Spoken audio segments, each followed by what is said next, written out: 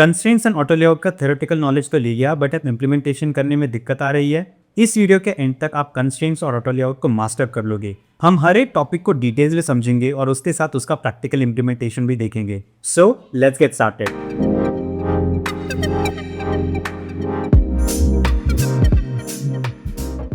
अच्छा, सबसे बेसिक सवाल, what exactly is constraints and auto layout used for? ये दोनों फिग्मा के दो ऐसे पावरफुल फीचर्स हैं जिससे आप रिस्पॉन्सिव डिजाइन क्रिएट कर सकते हो। अब सबसे पहले समझते हैं कंस्ट्रेंट्स क्या होते हैं। कंस्ट्रेंट्स को समझने के लिए मैंने यहाँ पर फ्रेम के अंदर फ्रेम प्लेस की है। अब यहाँ पर पूरी वीडियो के थ्रू मैं इस पर्टिकुलर फ्रेम को जो बाहर की तरफ है उसको पेरेंट फ्रेम बोलूंगा, और उसके अंदर की जो फ्रेम प्लेस्ड है इसको मैं चाइल्ड फ्रेम बोलूंगा। अब जैसे ही मैंने चाइल्ड पर क्लिक किया तो पेरेंट फ्रेम से एक डॉटेड लाइन का रिप्रेजेंटेशन आ रहा है। अगर आप अपनी प्रॉपर्टीज पैनल पर चेक करोगे तो यहाँ पर कंस्ट्रेंट्स बाय डिफॉल्ट सेट हो चुके हैं लेफ्ट और टॉप। अब ये कंस्ट्रेंट्स एग्जैक्टली काम कैसे करते हैं ये मैं आपको पेरेंट फ्रेम को रीसाइज करके बताता हूँ। मैं चाहता हूँ कि आप चाइल्ड लेयर को ठीक से ऑब्जर्व करो, और जब भी मैं पेरेंट फ्रेम को मूव कर रहा हूँ तो चाइल्ड लेयर एग्जैक्टली कैसे रिस्पॉन्ड कर रहा है उसके ऊपर ध्यान दो। अब जैसे ही मैं पेरेंट फ्रेम की विड्थ को चेंज करूंगा, मैं चाहता हूँ कि आप चाइल्ड लेयर को ऑब्जर्व करो और देखो कि उसका जो डिस्टेंस है फ्रॉम दिस पर्टिकुलर पॉइंट वो कैसे चेंज हो रहा है। तो यहाँ पर मैं जैसे ही हमारी पेरेंट फ्रेम को स्क्वीज करूंगा तो ये डिस्टेंस हमारा चेंज नहीं हुआ। सिमिलरली अगर मैं टॉप से चेंज करूँ तो आप देखोगे कि हमारा जो चाइल्ड लेयर है वो इस पर्टिकुलर डिस्टेंस को अपने पेरेंट फ्रेम से मेंटेन कर रहा है।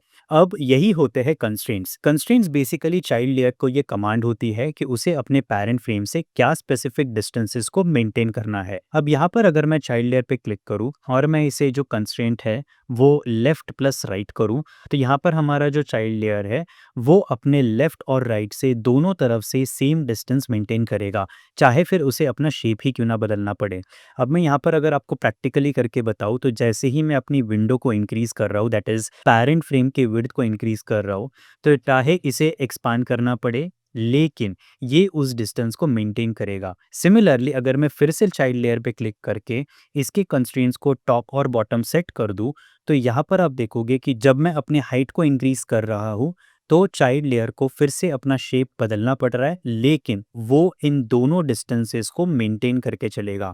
अब एक और इंटरेस्टिंग कंस्ट्रेंट आपको मैं समझाता हूँ जिससे हम कहते हैं स्केल। अगर मैं यहाँ पर इसे स्केल पे सेट कर दूँ तो आप नोटिस करोगे कि जब भी मैं पेरेंट फ्रेम को स्क्वीज इन कर रहा हूँ और इसकी हाइट और विड्थ दोनों एक साथ चेंज करता हूँ, तो आप देखोगे कि मेरा चाइल्ड एलिमेंट अपने आप को स्केल कर रहा है। मैं चाहता हूँ कि आप ऑब्जर्व करो किस तरीके से हमारे चाइल्ड एलिमेंट की साइज चेंज हुई है। अब यहाँ पर आपको एक पॉइंट जो हमेशा याद रखना है वो ये है कि आप कंस्ट्रेंट सिर्फ तभी यूज कर सकते हो जब पेरेंट फ्रेम पे ऑटो लेआउट ना लगा हो। अब मान लो अगर मैं इस फ्रेम को ऑटो लेआउट में चेंज करता हूँ, जो कि हम कर सकते हैं शिफ्ट और ए प्रेस करके, तो आप देखोगे कि कंस्ट्रेंट्स के ऑप्शन मेरे जा चुके हैं। तो ये बहुत ही इंपॉर्टेंट होता है, काफ़ी बिगिनर्स इसमें कंफ्यूज होते हैं। अब कंस्ट्रेंट को थोड़ा प्रैक्टिकली समझते हैं। सपोज करो आप एक चैट एप्लीकेशन बना रहे हो। रिस्पॉन्सिवनेस को समझाने के लिए मैंने यहाँ पर उसकी टेक्स्ट विंडो का एग्जाम्पल लिया है। अब जब भी हमारा चैट एप्लीकेशन डिफरेंट डिवाइसेस पर ओपन किया जाए तो हम चाहते हैं कि इसकी जो ये लेआउट है वो मेंटेन हो, something very similar to how this response. अब इस चीज को अचीव करने के लिए सबसे पहले हम इस पर कंस्ट्रेंट्स लगाना स्टार्ट करते हैं। इस पर अगर मैं लेफ्ट और राइट कंस्ट्रेंट सेट कर दूं तो आप देखोगे कि अगर मैं इस फ्रेम को एक्सपांड कर रहा हूं तो ये अब रिस्पॉन्स देना स्टार्ट कर चुकी है। लेकिन ये जो हमारा एरो है which is basically the send message symbol, ये अभी तक रिस्पॉन्सिव नहीं हुआ है। इसको रिस्पॉन्सिव बनाने के लिए मैं इसका जो कंस्ट्रेंट है वो फ्रॉम द राइट सेट करता हूँ, मतलब ये जो डिस्टेंस है ये वो मेंटेन करके चलेगा। अब अगर मैं इसे एक्सपांड करूँ तो आप देखोगे कि हमारी रिस्पॉन्सिवनेस इसमें अच्छी दे चुकी है। अब समझते हैं ऑटो लेआउट को। आई एम प्रिटी श्योर कि अभी तक आपने ऑटो लेआउट पर काफ़ी सारे लेक्चर्स देखे होंगे, लेकिन जब ऑटो लेआउट को इम्प्लीमेंट करने की बारी आती है तो आप कहीं ना कहीं कंफ्यूज हो जाते हो और इसको समझ नहीं पाते। डोंट वरी, इस वीडियो के बाद आई एम प्रिटी श्योर कि आप ऑटो लेआउट को अच्छे से इंप्लीमेंट कर पाओगे। अब यहाँ पर मैंने ये स्निपेट इसीलिए डाला है सो दैट मैं आपको हर एक चीज़ इस वीडियो के अंदर जो कवर करने वाला हूँ वो मैं आपको ठीक से समझा पाऊँ। तो जब भी आप किसी फ्रेम के ऊपर ऑटो लेआउट लगाते हो तो ये आपका ऑप्शन जो है एनेबल हो जाता है। फॉर एग्जांपल अगर आप देखो तो अभी इस पर्टिकुलर रेक्टेंगल पर ऑटो लेआउट नहीं लगी है, लेकिन जैसे ही मैं यहाँ पर इसको ऑटो लेआउट प्रेस करूँगा तो यहाँ पर ये जो ऑप्शन है वो एनेबल हो चुका है। अगर मैं इस ऑप्शन को डिसेबल करूँ तो ये जो है आपका ऑटो लेआउट हटा देगा और अब ये रेक्टेंगल एक नॉर्मल फ्रेम बन चुका है। अब नेक्स्ट है हमारा फ्लो। अब फ्लो के अंदर हमारे पास 4 मेजर ऑप्शंस है। सबसे पहला ऑप्शन है हमारा फ्री फॉर्म, नेक्स्ट है हमारा वर्टिकल लेआउट, देन है हॉरिजॉन्टल लेआउट एंड लास्ट है हमारा ग्रिड। अब मैं आपको ग्रिड से समझाना स्टार्ट करता हूँ because that's way more easier to understand. अब ग्रिड लेआउट को समझाने के लिए मैं सबसे पहले इस फ्रेम को डुप्लिकेट करता हूँ, इसके टेक्स्ट लेयर को हटाता हूँ, इस फ्रेम को मैं ऑटो लेआउट में कन्वर्ट करता हूँ। जैसे ही मैंने इसे ऑटो लेआउट में कन्वर्ट किया, अब मेरे पास ग्रिड ऑप्शन इनेबल हो चुका है। यहाँ पर अगर मैं इसे 2 बाय 2 की ग्रिड प्लेस करता हूँ, तो यहाँ पर जो मेरी ग्रिड है, वो अब बन चुकी है। मैं इसे थोड़ा स्क्वीज़ इन करता हूँ और मेरी फ्रेम को इस ग्रिड में एडजस्ट करता हूँ। तो यहाँ पर आप देखोगे कि मेरा जो बॉक्स है, अब वो किस तरीके से इस ग्रिड के साथ स्नैप हो रहा है। अब मैं इस फ्रेम को थोड़ा-सा अलाइन कर देता हूँ सो दैट हम इसके अंदर इमेजेस प्लेस कर पाएँ। अब यहाँ पर आप नोटिस करो कि मैं इस फ्रेम को रिड्यूस करके हर एक ग्रिड में इंडिविजुअल फ्रेम्स को प्लेस कर सकता हूँ। तो जब भी मैं कोई इमेज या फिर कोई टेक्स्ट मैं इस ग्रिड में प्लेस करने की कोशिश करूँगा, तो वो इन्हीं ग्रिड्स के अंदर स्नैप होने वाला है। अब सपोज़ करो कि आप चाहते हो कि आप यहाँ पर एक कॉफ़ी की इमेज प्लेस करो, तो आप इस पर्टिकुलर बॉक्स को सिलेक्ट करो। आप अनस्प्लैश का प्लगइन यूज़ कर सकते हो। इसके अंदर हम कॉफ़ी सर्च करेंगे। आपकी जो कॉफ़ी इमेज है वो इस ग्रिड में आ जाएगी। अब ऐसा ज़रूरी नहीं है कि आप एक ही ग्रिड में कॉफ़ी की इमेज प्लेस कर सकते हो। सपोज़ करो कि आप चाहते हो कि 2 ग्रिड्स मिलकर एक कॉफ़ी की इमेज बने, तो आप इसको ऐसे स्नैप करोगे, तो ये जो आपकी इमेज है वो इस तरीके से प्लेस हो जाएगी। सिमिलरली अगर आप चाहते हो कि ये इमेज इस तरीके से प्लेस ना होके ऊपर के 2 हॉरिज़ॉन्टल ग्रिड्स में प्लेस हो, तो आप अपनी कॉफ़ी की इमेज को इस तरीके से भी प्लेस कर सकते हो। अब ये जो ग्रिड सिस्टम है, इसको फॉलो करके आप काफ़ी सारे चीज़ों को अच्छे से अलाइन कर सकते हो। अब ग्रिड की कुछ इंटरेस्टिंग प्रॉपर्टीज़ को समझते हैं। अभी के लिए अगर आप फ्रेम में देखोगे तो मेरे चारों ग्रिड्स इवनली प्लेस्ड है, यानी कि जो रेशियो मेरी एक ग्रिड फॉलो कर रही है वो सेम रेशियो मेरे चारों ग्रिड्स फॉलो कर रहे हैं। इनकी हाइट और विड्थ बिल्कुल सेम है। लेकिन सपोज़ करो कि मैं चाहता हूँ कि मेरा जो ये वाला ग्रिड है, मैं चाहता हूँ कि लेट्स से यहाँ कहीं पे एंड हो, तो यहाँ पर मैं इस ब्लू डॉट पे क्लिक कर सकता हूँ।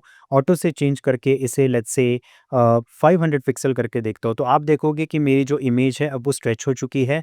मेरा जो ग्रिड है वो स्ट्रेच हो चुका है और इसकी हाइट जो है इंक्रीज़ हो चुकी है। सिमिलरली इसे मैं कुछ 650 पिक्सेल्स कर दूँ, तो मेरे जो ऊपर के ग्रिड है, उनकी जो हाइट है अब वो 650 पिक्सेल्स की हो चुकी है। अब ऐसे ही आप प्ले अराउंड कर सकते हो और अपनी ग्रिड की प्लेसमेंट्स को आप प्लान कर सकते हो। यूजुअली मैंने नोटिस किया है कि ग्रिड ऑटो लेआउट का जो कॉन्सेप्ट है वो बेंटो कार्ड्स बनाने में काफ़ी ज़्यादा यूज़ होता है, जिसमें आप ग्रिड बना के स्पेसिफिक इमेजेस या फिर कार्ड्स की लेआउट को डिफाइन करते हो और फिर उनको स्टाइल करते हो। अब नेक्स्ट है हमारा vertical auto layout. Vertical auto layout को समझने के लिए हम सबसे पहले एक फ्रेम क्रिएट करते हैं। फ्रेम के अंदर हम 4 रेक्टेंगुलर बॉक्सेस को क्रिएट करते हैं। अब जैसे ही मैं पैरेंट फ्रेम को कन्वर्ट करता हूँ ऑटो लेआउट में बाय प्रेसिंग शिफ्ट ए, तो आप देखोगे कि अभी फ़िलहाल के लिए कोई चेंजेस नहीं है। अगर आप प्रॉपर्टीज़ पैनल पे देखोगे, तो जैसे ही मैं यहाँ पर इसे वर्टिकल ऑटो लेआउट में सेट करता हूँ, तो अभी जो एलिमेंट्स हमारे हॉरिजॉन्टली प्लेस थे, अब वो वर्टिकली प्लेस हो चुके हैं। इसी तरीके से जब मैं इसे डुप्लिकेट करके एलिमेंट्स को इंक्रीज़ करूँगा, तो आप देखोगे कि एलिमेंट्स वर्टिकल हायरार्की में अपने आप इंक्रीज़ हो रहे हैं और फ्रेम की जो हाइट है वो अपने आप ही एडजस्ट हो रही है। यानी कि जो पैरेंट फ्रेम है वो नंबर ऑफ चाइल्ड एलिमेंट्स के साथ अब रिस्पॉन्सिव हो चुका है। अब सिमिलरली हमारी हॉरिजॉन्टल ऑटो लेआउट को समझते हैं। अब इस पैरेंट फ्रेम को जब मैं हॉरिजॉन्टल लेआउट देता हूँ, आप देखोगे कि जो हमारे चाइल्ड एलिमेंट्स है अब वो हॉरिजॉन्टल हायरार्की में खड़े हैं। अब यहाँ पर मैं चाहे कोई भी एलिमेंट डालूँ या फिर मैं इसे डुप्लिकेट करूँ, तो आप देखोगे कि हमारा जो हाइट है अब वो कांस्टेंट है, लेकिन जो फ्रेम की विड्थ है वो चाइल्ड लेयर्स के अकॉर्डिंग रिस्पॉन्सिव है। अब नेक्स्ट हमारा आता है अलाइनमेंट। अब अलाइनमेंट को समझने के लिए सबसे पहले तो मैं इन चाइल्ड लेयर्स के नंबर को कम कर देता हूँ सो दैट आपको समझने में आसानी हो। तो यहाँ पर जब मैं अपने पैरेंट फ़िल्म पर क्लिक करता हूँ, तो प्रॉपर्टीज़ पैनल पर जो फ़िलहाल मेरी अलाइनमेंट है, वो अलाइन लेफ़्ट पर सेट है। लेकिन जब मैं इसे अलाइन सेंटर करता हूँ, तो आप देखोगे कि मेरे एलिमेंट्स ऑटोमैटिकली मेरे पैरेंट फ्रेम के सेंटर में हैं। दैट इज़ चाइल्ड एलिमेंट्स अपने पैरेंट फ्रेम के सेंटर में हैं। ऐसे ही अगर मैं इसे अलाइन राइट करूँ, तो एलिमेंट अपने आप ही अलाइन राइट हो रहे हैं।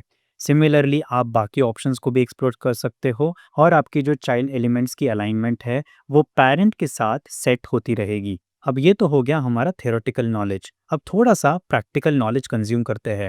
आई एम प्रिटी श्योर कि आपने स्विगी की ऑर्डर स्क्रीन को देखा होगा। वहाँ पर आप नोटिस करना कि जो आपका ये वाला सेक्शन है, उसके अंदर जब आप मल्टीपल आइटम्स को ऐड करते हो, तो आपका ये जो सेक्शन है दैट इज़ पेरेंट कंटेनर, वो ऑटोमेटिकली जो इसके चाइल्ड एलिमेंट है, फॉर एग्जांपल इसको मैंने यहाँ पर डिज़ाइन किया है फॉर योर इजी रेफरेंस। तो जब हम इसे ऐड करते हैं तो आप नोटिस करना कि जो ये इसकी पेरेंट फ्रेम है वो इसके चाइल्ड एलिमेंट्स के साथ रिस्पॉन्सिव होती है। अब यहाँ पर इसको समझाने के लिए मैंने इस फ्रेम के अंदर एक चाइल्ड फ्रेम क्रिएट की है, जिसके अंदर बेसिकली हमारी पूरी डिज़ाइन है, लेकिन this is exactly like one order. अब सपोज़ करो आप स्विगी के अंदर मल्टीपल आइटम्स ऐड करते हो, तो ये आइटम्स इस तरीके से डुप्लीकेट होते हैं और जो हमारी पेरेंट फ्रेम है, ये चाइल्ड एलिमेंट्स के अकॉर्डिंग हमारी रिस्पॉन्सिव होती है। अब आई होप कि आपको इसका प्रैक्टिकल इम्प्लीमेंटेशन समझ में आ रहा होगा। Similarly I am pretty sure कि आपने बहुत सारे वेबसाइट्स पर ऐसे कार्ड के डिज़ाइंस देखे होंगे। वहाँ पर जो हमारा ये बटन होता है वो कार्ड की विड्थ के अकॉर्डिंग रिस्पॉन्सिव होता है। इसे अचीव करने के लिए हम हमारे इंटरनल फ्रेम की जो विड्थ होती है उसे फिल कंटेनर पर रखते हैं। इसका मतलब ये होता है कि जो हमारी फ्रेम है, इसे हम मास्टर फ्रेम के विड्थ को 100% कवर अप करने का इंस्ट्रक्शन दे रहे हैं। अगर मैं इसे फिल कंटेनर ना करके हक कंटेंट दे दूं, तो ये इंटरनल कंटेंट को हक करेगा, दैट इज इंटरनल टेक्स्ट को हक करेगा। अब आपको हक कंटेंट यूज करना है या फिर फिल कंटेनर, ये आपका केस टू केस डिफर करता है, लेकिन इन दोनों का डिफरेंस समझना काफ़ी ईजी है। सपोज करो आप ऐसे बटन्स बनाना चाहते हो जो आपके टेक्स्ट के अकॉर्डिंग मैच करे, तो आप हमेशा उनको हक कंटेंट पे सेट करोगे। फॉर एग्जांपल गो होम अगर मैं यहाँ पे लिखता हूँ, तो आप देखोगे कि जैसे जैसे मैं टेक्स्ट यहाँ पर ऐड कर रहा हूँ, हमारा जो बटन है वो रिस्पॉन्सिव है, वो अपनी विड्थ को टेक्स्ट के अकॉर्डिंग एडजस्ट कर रहा है। लेकिन कई बार क्या होगा कि आप चाहते हो कि आपका जो विड्थ है वो स्पेसिफिक कंटेनर के पूरे विड्थ को कंज्यूम करे। उस टाइम पर आप यहाँ पर हक कंटेंट ना करके फिल कंटेनर क्लिक करोगे। अब एक और इंटरेस्टिंग चीज़ बताता हूँ। अब इमेजिन करो कि आपके बटन में जो टेक्स्ट है वो बहुत ही छोटा है, दैट इज़ लेट्स से आपके वेबसाइट पे गो होम नाम का बटन है। आप चाहते हो कि वेबसाइट पर जो भी बटन्स बने वो सारे हक कंटेंट पे सेट हो, लेकिन ऐसा हो सकता है कि आपके वेबसाइट पर कोई ऐसा बटन हो जिसका जो टेक्स्ट है वो बहुत ही कम कैरेक्टर्स का हो, फॉर एग्जांपल जैसे गो का हो। अब जब ऐसा कोई बटन आपके वेबसाइट पे होगा तो this makes it really hard for the user कि वो इसके ऊपर टैप करे। तो ऐसे टाइम पर हम एक प्रॉपर्टी का यूज़ करते हैं जिसका नाम है ऐड मिनिमम विड्थ। अब ऐड मिनिमम विड्थ से आप अपने बटन की एक मिनिमम विड्थ सेट कर सकते हो, जिससे अगर आपके बटन का टेक्स्ट छोटा है तो ये इंश्योर करेगा कि आपका जो बटन है वो क्लिकेबल रहे, आपका जो बटन है वो एक मिनिमम विड्थ पे जाके फिक्स रहे। उससे नीचे जो है बटन की विड्थ नहीं रिड्यूस होगी, उससे नीचे बटन की जो विड्थ है वो रिड्यूस नहीं होगी। But this does not impact it's responsiveness. अभी भी अगर मैं यहाँ पर गो होम साइमन कुछ भी लिखता हूँ तो हमारा जो बटन है उसकी विड्थ अभी भी रिस्पॉन्सिव है। अब लास्ट कॉन्सेप्ट जो मैं आपके साथ डिस्कस करना चाहता था वो है ग्रुप स्टैकिंग का। अब इसे समझाने के लिए मैंने एक फ्रेम क्रिएट की है जिसके अंदर ये 3 एलिमेंट्स प्लेस्ड है। अब इस फ्रेम को जब मैं ऑटो लेआउट में कन्वर्ट करता हूँ तो यहाँ पर हमारा जो गैप है फिलहाल के लिए 35 पिक्सल्स पे सेट है।